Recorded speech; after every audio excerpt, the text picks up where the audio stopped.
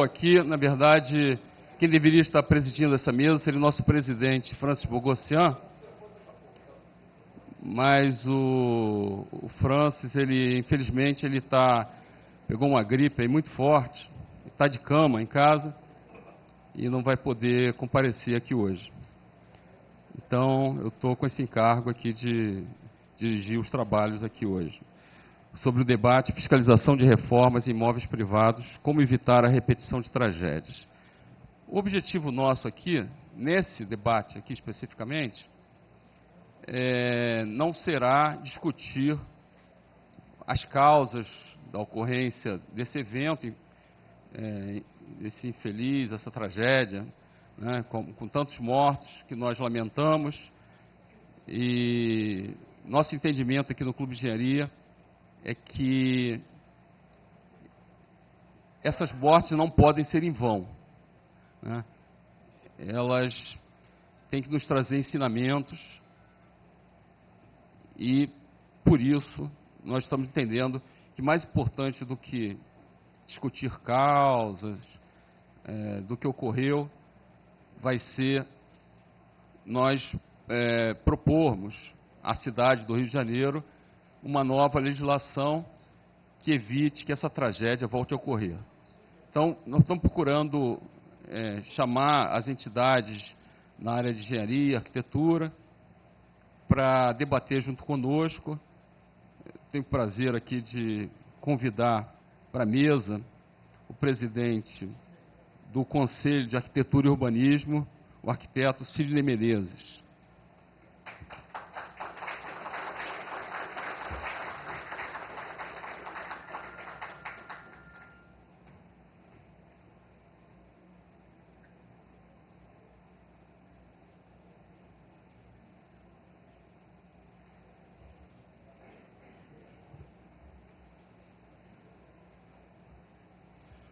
O presidente do Sindicato dos Engenheiros, nosso amigo e companheiro, Olímpio Alves dos Santos.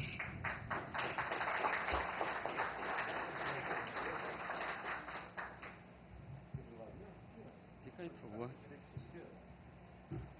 Não quer dizer nada isso.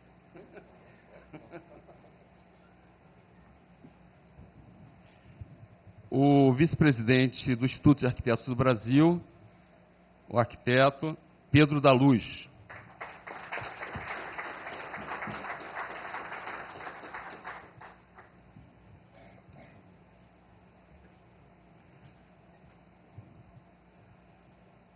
O representante, diretor do Instituto de Engenharia Legal, o nosso colega Sérgio Medina Quintela.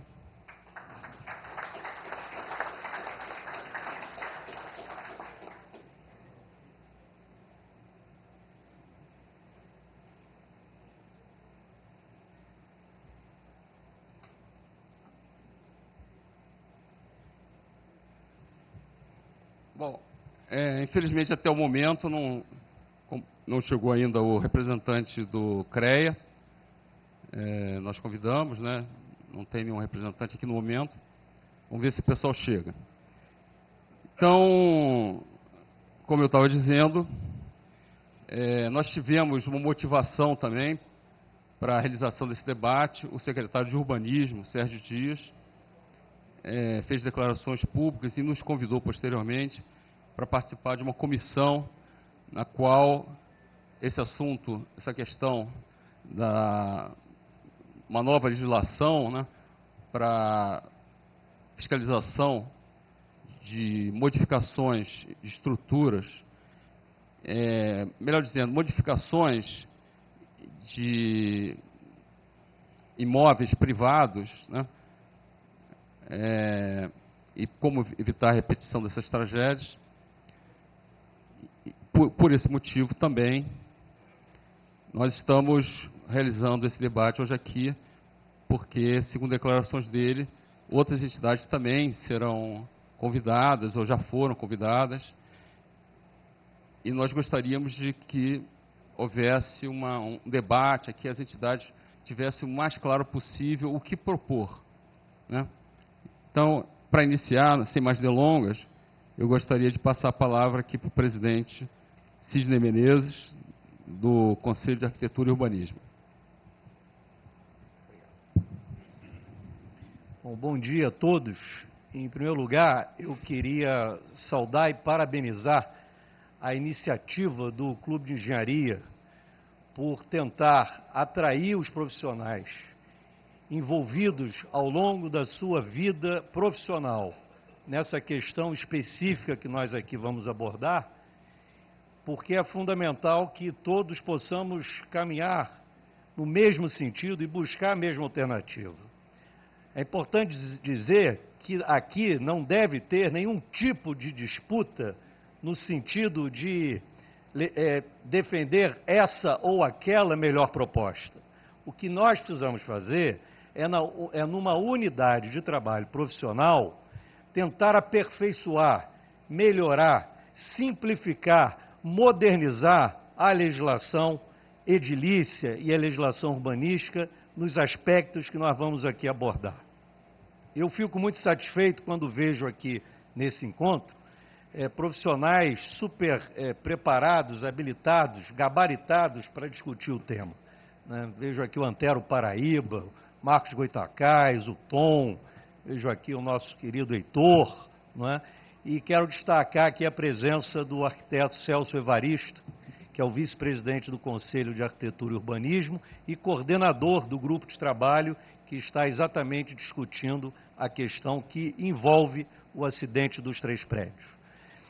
Um outro ponto que eu também queria destacar para iniciar a nossa conversa é absoluto apoio no consenso que nós todos tivemos, principalmente com o quadro técnico, os engenheiros do Clube de Engenharia, os colegas engenheiros do CREA, os colegas peritos, todos com muita cautela, muita prudência, muita calma, tentando discutir e entender o que de fato aconteceu que levou o colapso estrutural daquele prédio.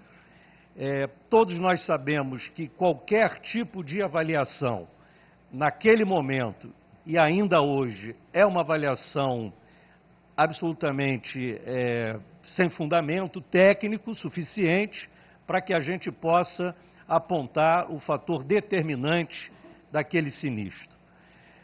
Como bem disse aqui o nosso coordenador, nós precisamos, e no Brasil isso é uma prática lamentável, né? E nós precisamos, inclusive, avançar nisso, que é, a partir dos desastres, dos sinistros, né, das catástrofes, tirar as lições. Sempre tardiamente, mas nós vamos ter que fazer isso novamente. Nós vamos ter que tentar entender o que está acontecendo, quais são os pontos vulneráveis desse processo de fiscalização, de licenciamento de obras. É preciso entender que nós vamos ter que enfrentar uma questão cultural da sociedade brasileira, não só a fluminense e a carioca, que é aquela noção que, no fundo, Pedro, todos nós temos, de sermos um pouco médico, de sermos um pouco engenheiro e de sermos um pouco arquiteto.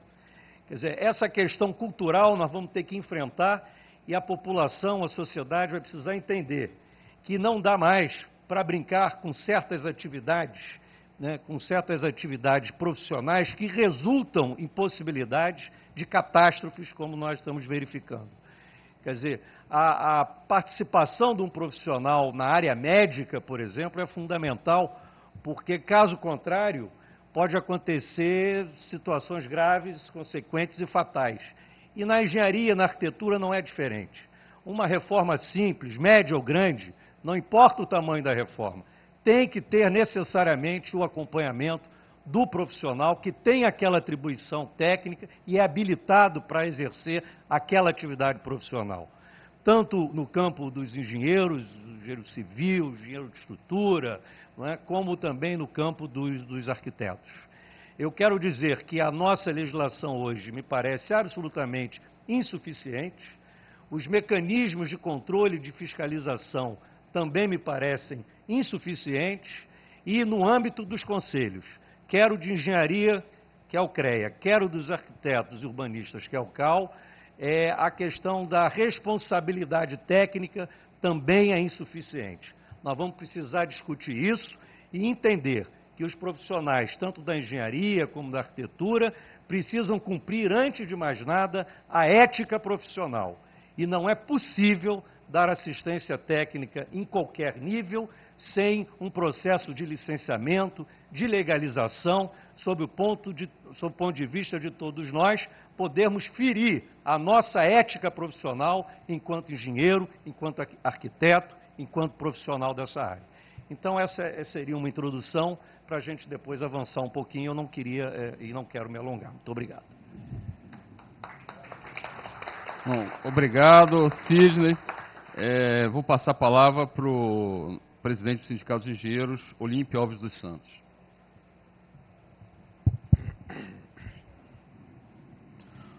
Bom dia a todos, bom dia à mesa. Bom, meus companheiros, todos nós, né, ficamos um tanto quanto chocados com esse evento, que é um evento excepcional, não é isso? E eventos excepcionais ocorrem. Ainda bem que o Lapa começou a sua fala dizendo que a gente não iria discutir, né, isso as causas do acidente, tá? Porque até agora eu me abstive de falar, eu sou engenheiro eletricista e não queria dar palpite numa área que eu não conheço. Mas uma primeira coisa que eu acho que seria importante, que eu acho que nós não fizemos, companheiros, eu acho que as entidades da engenharia e da arquitetura poderiam, tá certo, reunir um grupo de especialistas, tá certo, para que eles estudassem esse problema no nosso campo, entendeu? E esse grupo poderia apontar as possíveis causas, porque nós, nesse processo, né, vamos dizer, eu acho que no afã de informar, muitas coisas foram ditas, por exemplo, vamos dizer, no calor do debate. E eu acho que também, assim, vamos dizer, muita desinformação foi criada. Então, eu acho que a primeira coisa que a gente deveria fazer, nesse momento de crise, né, como entidade, era buscar, com calma, com tranquilidade, vamos dizer assim, ver as causas, certo? Ver as causas de um evento excepcional. Porque cada evento excepcional que ocorre, ele tem causas que o levaram a essa excepcionalidade. E nós temos que aprender com os erros para evitar que isso não venha a ocorrer novamente. Então, essa é a primeira preocupação que eu tenho. Eu acho que evento excepcional ocorre em toda a área da engenharia. Ocorre na área da engenharia elétrica, que é a minha área, tá certo?